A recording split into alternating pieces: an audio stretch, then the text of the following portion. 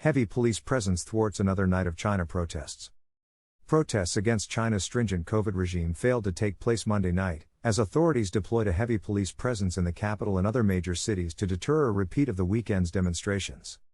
With evidence of a clampdown on the streets of Beijing, Shanghai, Hangzhou, Nanjing and elsewhere, crowds largely stayed away, despite plans to gather disseminated on social media. Shopping malls were closed early, and passers-by were regularly stopped for identity checks. In Beijing, the university and residential district of Haidian was buzzing with police vehicles, and riot police took over a theater as an operations base. In parts of downtown Shanghai, officers were spotted on virtually every corner. Police were reportedly checking people's smartphones, looking for apps banned in China like Twitter and YouTube, as well as Telegram and other messaging programs. An unverified screenshot circulating in Chinese social media networks ordered officers in Shanghai to check the phones of people on the streets, especially college students, for a raft of foreign apps, including the Virtual Private Network, or VPNs, used to get around China's Great Firewall. Videos show how COVID protests are spreading across China. In Hong Kong, dozens of people gathered in the city's central business district. Some held up blank sheets of paper as a symbol of discontent, expressing their solidarity with the victims of last week's Urumqi fire in Xinjiang region that triggered the unrest. While the police tactics seemed to avert the kind of mass protests that spread across China over the weekend, there were demonstrations of solidarity in other parts of the world, including in London and Sydney. Students at Columbia University in New York hung a sign for Wulumuki Road, the street where demonstrators gathered earlier in Shanghai, on a statue. They also lit candles and placed flowers at the foot of the statue, where photos of victims of the Urumqi fire were displayed. One of the organizers of the Columbia demonstration said the goal was to show support for the protesters in China. Xi challenged the demonstrations against China's COVID strategy, which still relies on eliminating the virus through lockdowns, mass testing and travel restrictions, are a direct challenge to President Xi Jinping, who has made COVID-0 a central plank of his leadership. Xi signaled business as usual, holding talks with his Mongolian counterpart in Beijing on Monday ahead of a meeting later in the week with EU Council President Charles Michel. Read how Xi has few good options. The weather turned colder on Monday, with temperatures dropping below freezing into the night.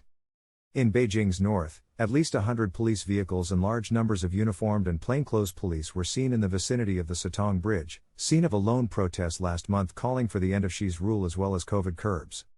In Shanghai's People's Square there was a heavy police presence as of about 6 p.m. local time, made the more glaring by the absence of people walking around.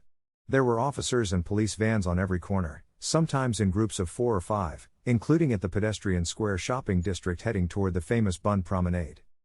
COVID strategy. At Wulumuki Road, scene of weekend protests in solidarity with the 10 people killed in the fire in Urumqi, fences had been put up along the sidewalks, making it difficult for any potential protesters to scatter as they did on previous nights. Police told onlookers to stop taking videos and pictures of the area.